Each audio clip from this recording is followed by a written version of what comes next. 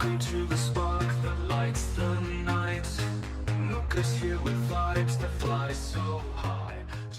Welcome to Nooka, the podcast that's about to blow your mind with life-changing insights. Today we're diving deep into a book that's not just a bestseller, but a life changer. What if I told you that the difference between success and mediocrity isn't talent or luck, but rather a set of 7 powerful habits? Buckle up, folks, because we're about to unpack Stephen Covey's masterpiece, The 7 Habits of Highly Effective People. Powerful lessons in personal change. This isn't just any self-help book. It's the self-help book that's transformed millions of lives worldwide. Are you ready to become highly effective? Let's dive in. Whoa, hold on a second. You're telling me that just 7 habits can make that big of a difference? I mean, come on, that sounds a bit too good to be true, doesn't it? I totally get your skepticism. It does sound almost too simple, right? But here's the thing. These aren't just any habits. We're talking about fundamental principles that have stood the test of time. This book has sold over 30 million copies worldwide. That's more than the population of Australia. Okay, that is pretty impressive. But still, how do we know it's not just another fad?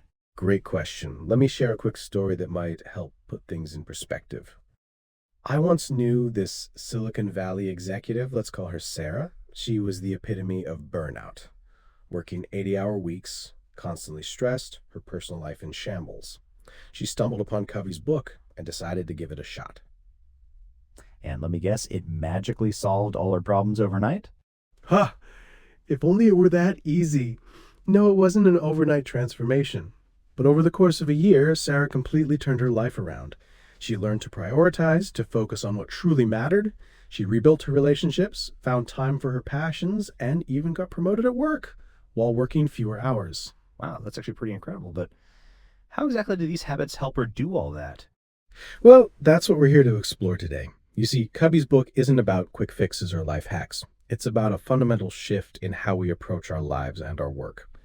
He calls it moving from the personality ethic to the character ethic. Okay, you've lost me. Personality ethic, character ethic. What are we talking about here? Great question. Think of it this way. The personality ethic is like putting on a mask. It's about appearing successful, using techniques to influence others, and focusing on quick results. It's the world of fake it till you make it. Oh, I know plenty of people like that. All Instagram filters and motivation quotes, but not much substance. Exactly. Now, the character ethic, on the other hand, is about building a strong foundation. It's about integrity, hard work, patience, and living by universal principles. It's not about looking successful, but about truly being effective in all areas of your life. That actually makes a lot of sense. But how do these 7 habits fit into all of this? Great question. The 7 habits are essentially a roadmap for developing this character ethic. They're divided into 3 sections: private victory, public victory, and renewal. Today, we're going to focus on the first 3 habits which make up the private victory. Private victory? Sounds a bit mysterious. What's that all about? The private victory is all about mastering yourself before you try to influence others. It's like putting on your own oxygen mask before helping others on a plane. These first 3 habits are: be proactive, begin with the end in mind, and put first things first. Okay, I'm intrigued. Let's start with the first one, be proactive. What does that mean exactly? Being proactive is all about taking responsibility for your life. It's about understanding that between stimulus and response, we have the freedom to choose. Covey contrasts this with being reactive, where we let our environment or other people dictate our actions and feelings. That sounds good in theory, but can you give me a real-world example? Sure, think of it this way. Reactive people are like smartphones on auto brightness. Their screen brightness, or in this case, their mood and actions, are completely controlled by their environment. Proactive people, on the other hand, are the ones who consciously adjust their settings. They decide how bright their screen should be, regardless of the ambient light. Oh, I like that analogy. So being proactive is like taking control of your phone settings instead of letting your phone control you? Exactly. And it goes beyond just mood. It's about taking initiative in your life, focusing on things you can control rather than complaining about things you can't. Covey calls this your circle of influence versus your circle of concern. Circle of influence, circle of concern, you're losing me again. Sorry, let me break it down. Your circle of concern includes everything you care about: the economy, the weather, your coworker's attitude. Your circle of influence, on the other hand, is what you can actually do something about: your skills, your habits, your responses. Oh, I get it. So being proactive means focusing on your circle of influence? Bingo! And here's the kicker. The more you focus on your circle of influence, the bigger it gets. You become more capable of affecting change in your life and your surroundings. That's pretty powerful stuff, but it can't always be easy to be proactive, right? I mean, sometimes life just throws curveballs at you. Absolutely, and that's where the real power of this habit comes in. Let me give you a powerful example. Have you ever heard of Viktor Frankl? The name sounds familiar, but I can't place it. Viktor Frankl was a psychiatrist who survived the Nazi concentration camps during World War II. In his book, Man's Search for Meaning, he describes how, even in the most horrific circumstances imaginable, he discovered that he had the power to choose his response. Wait, what? How could he possibly have any choice in a concentration camp? It's incredible, isn't it? Frankl realized that while he couldn't control his circumstances, he could control his attitude towards them. He could choose how to interpret his experiences and what meaning to give them. This realization helped him survive and later became the basis for his approach to psychotherapy. Wow, that's really powerful. If he could be proactive in those circumstances, I guess we really don't have any excuse. Exactly. Now let's move on to the second habit. Begin with the end in mind. This habit is all about having a clear vision of where you want to go in life. Oh, like setting goals? It's more than just setting goals. It's about having a deep understanding of your personal mission in life. Covey suggests a powerful thought experiment. Imagine you're at your own funeral. What do you want people to say about you? Whoa, that's deep. And a little morbid, don't you think? It might seem morbid, but it's actually incredibly clarifying. It forces you to think about what really matters to you, what kind of legacy you want to leave. Once you have that clear vision, you can work backwards from there to guide your daily decisions and actions. Huh. I never thought about it that way. But how does this apply in a practical sense, like in business, for example? Great question. In the business world, this principle is often applied through the concept of an exit strategy. Successful startups often begin with the end in mind. They have a clear vision of where they want the company to be in 5 or 10 years, whether that's going public or being acquired by a larger company. Oh, I see. So it's like having a roadmap for your life or your business. Exactly. And just like a roadmap, it helps you stay on course even when you face detours or obstacles along the way. This is fascinating stuff. What's the third habit? The third habit is put first things first. This is where the rubber meets the road. It's about prioritization and effective time management. Oh boy, time management, that's something I definitely struggle with. There's just so much to do in so little time. I hear you, and that's exactly what this habit addresses. Covey introduces a time management matrix that categorizes tasks into 4 quadrants based on their urgency and importance. Okay, you've lost me again. Quadrants? Matrices? This is starting to sound like high school math. Haha, I promise it's not as complicated as it sounds. Think of it this way. Imagine you have a jar and you need to fill it with rocks, pebbles, and sand. If you put the sand in first, there's no room for the rocks. But if you put the big rocks in first, then the pebbles, and then the sand, everything fits. Oh, I get it. The big rocks are the important things, right? Exactly. The big rocks are your most important tasks, the ones that align with your personal mission and long-term goals. The pebbles are still important, but less so, and the sand represents all the little day-to-day stuff that can eat up our time if we let it. It makes a lot of sense, but in today's world, isn't it hard to focus on the big rocks when we're constantly bombarded with distractions? You're absolutely right, and that's one of the biggest challenges we face today. Think about it. How often do you find yourself scrolling through TikTok when you know you should be working on something important? Guilty as charged. It's like my thumb has a mind of its own sometimes. Exactly. And that's why this habit is so crucial.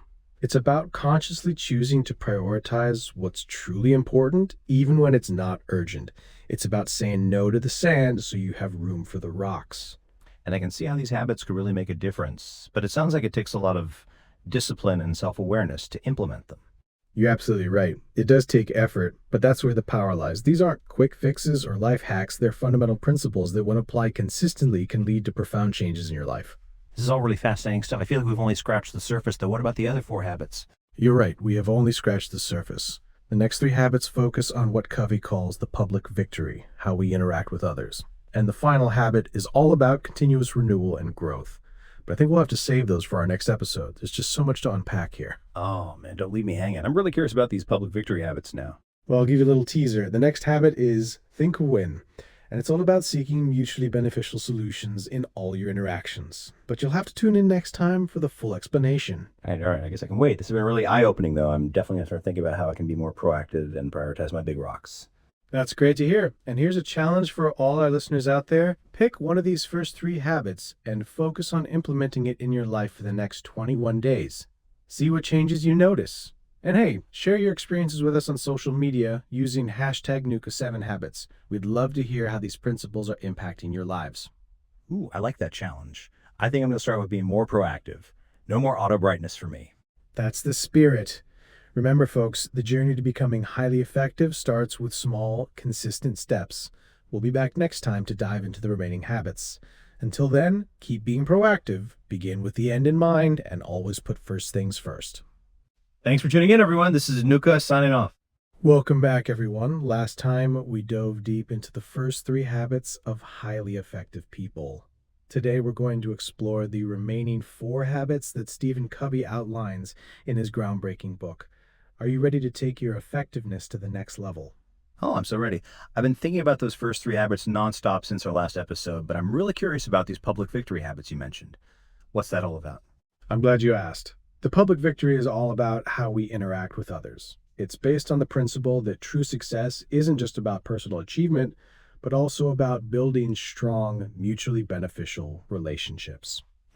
That makes sense. I mean, no man is an island, right? Exactly. And that brings us to habit 4, think win-win. This habit is all about seeking mutually beneficial solutions in all your interactions. Win-win. Sounds like something from a cheesy business seminar. How does that work in real life? I know it might sound a bit cliche, but it's actually a powerful concept. Think about it this way. In most interactions, people tend to think in terms of win-lose. They believe that for them to win, someone else has to lose. Oh, like in negotiations, one person's gain is another person's loss? Precisely.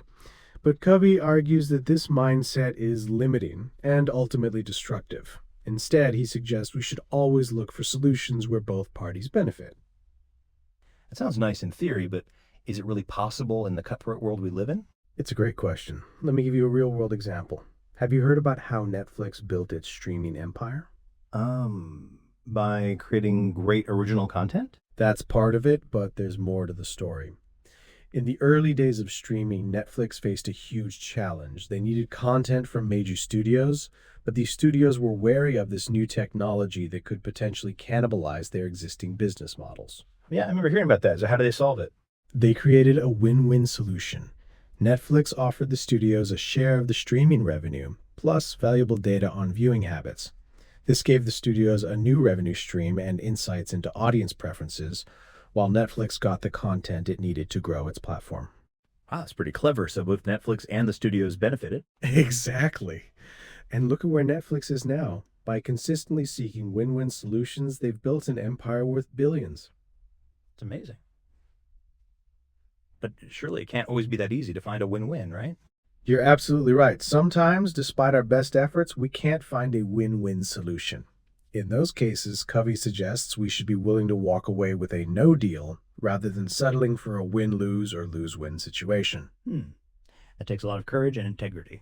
It does indeed, and that's why this habit is so powerful. It's not just about negotiation tactics, it's about cultivating a mindset of mutual benefit in all our interactions. I can see how that would build stronger relationships over time. What's the next habit? The next habit is one of my favorites. Habit 5, seek first to understand, then to be understood. Oh, that sounds like good advice for arguments with my partner. Absolutely. This habit is all about empathic listening. It's about truly trying to understand the other person's perspective before trying to get your own point across. Sounds simple enough. What's the catch? The catch is that most of us are terrible listeners. We're often just waiting for our turn to speak, or we're listening through our own filters and biases. Guilty as charged. So how do we become better listeners? Covey suggests a technique called empathic listening. It's about listening with the intent to understand, not to reply. It involves putting yourself in the other person's shoes, trying to see the world as they see it. Sounds challenging. Can you give me an example about how this might work in real life? Sure. Let's use a modern example that many of our listeners might relate to: online dating. Oh boy, now you're speaking my language. But what does online dating has to do with empathic listening? Well, think about it. Why do most people fail at online dating? Because there are too many creeps out there? That's certainly one reason. But another big reason is that people often fail to truly listen and understand their potential matches. They're so focused on presenting themselves in the best light that they forget to really engage with and understand the other person. Oh, I see where you're going with this. So successful online daters are the ones who actually take the time to understand the other person. Exactly. They ask thoughtful questions, they pay attention to the details in the other person's profile, and they genuinely try to see the world from their match's perspective. It's not about impressing the other person, it's about connecting with them. Oh, that's a really interesting way to look at it. I might need to revamp my Tinder strategy. Well, whether it's online dating or any other interaction, the principle remains the same. Seek first to understand. When people feel truly heard and understood, they're much more likely to listen to you in return. That makes a lot of sense. So what's the last habit in this public victory section? The last habit in this section is habit 6, synergize. Synergize? That sounds like corporate jargon to me. I know it might sound a bit buzzwordy, but the concept is actually quite profound. Synergy is about creating something greater than the sum of its parts. It's about creative cooperation and teamwork. Okay, I think I get it, like how a sports team can achieve more together than any individual player could alone. That's a great analogy, but let me give you an even more exciting example. Have you ever watched any of the Marvel superhero movies? Have I? I'm a huge fan. But what does superheroes have to do with synergy? Everything. Think about the Avengers. Each superhero has their own unique powers and abilities, but when they come together, they're able to face threats that none of them could handle alone. Oh, I see. Like how Iron Man's tech skills complement Captain America's leadership and Thor's strength complements Black Widow's agility. Exactly. That's synergy in action. It's not just about working together, it's about creating something entirely new and more powerful by combining diverse strengths and perspectives. That's actually a really cool way to think about it. But how does this apply in the real world? We can't all be superheroes after all. True, we might not have superpowers, but we all have unique strengths, experiences, and perspectives. Synergy is about valuing those differences and using them to create innovative solutions. Can you give me a real world example? Sure. Think about companies like Google or Apple. They deliberately create diverse teams with people from different backgrounds, disciplines, and ways of thinking.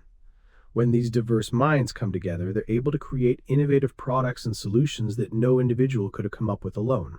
Oh, I get it now. So synergy is about more than just teamwork. It's about leveraging diversity to create something new and better. Exactly. And it's not just for big tech companies. We can apply this principle in our daily lives too, in our families, our communities, our workplaces. It's about being open to new ideas and perspectives and working together to find creative solutions.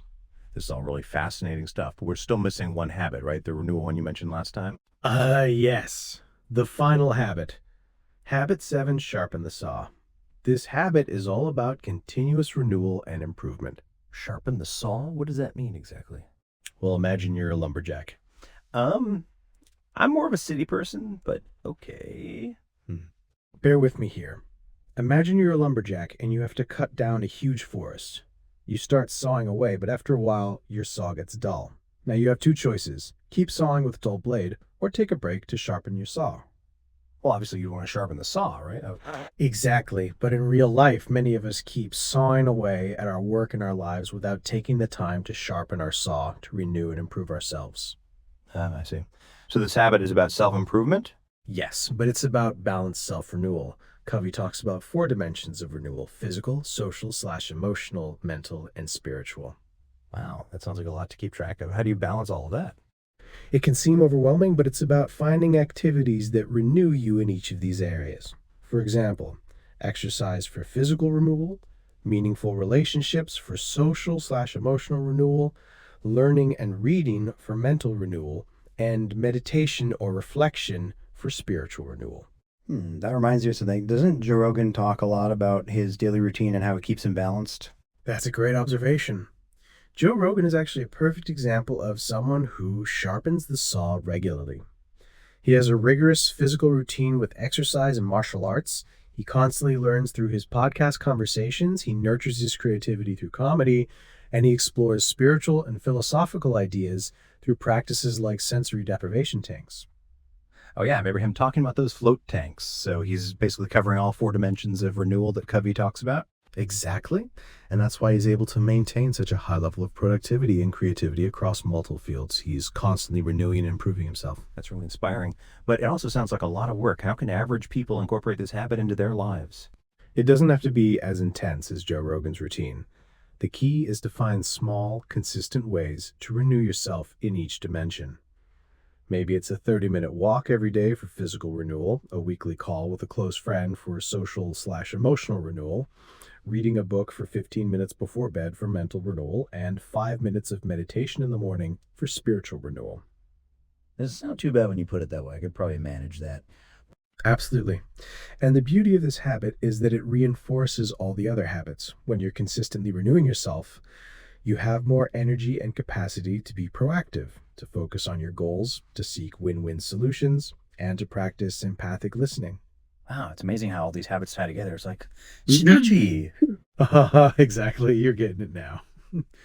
These 7 habits form a holistic approach to personal and professional effectiveness.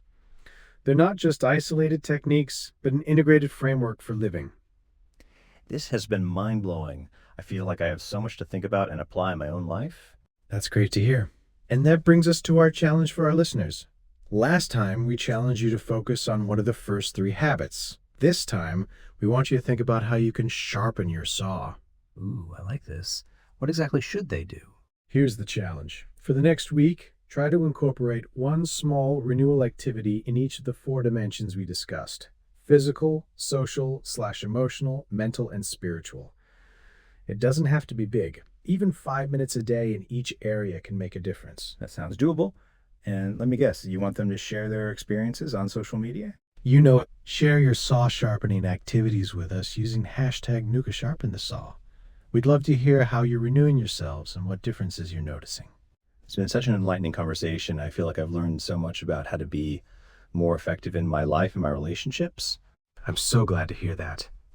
Remember, becoming highly effective is a journey, not a destination. It's about consistently applying these principles and habits in our daily lives. Absolutely. And I guess that's why the 7 habits are so important. We need to keep renewing ourselves to keep all the other habits going strong. Exactly. You've really grasped the essence of these habits. And to all our listeners out there, remember, small, consistent actions can lead to profound changes over time. Keep practicing these habits, keep sharpening your saw, and watch how your effectiveness and satisfaction in life improve. Thanks for tuning in, everyone. This is Nooka signing off. Now, if you'll excuse me, I have some saw sharpening to do. Haha, indeed you do. Thanks for listening, everyone. Until next time, keep striving to be highly effective.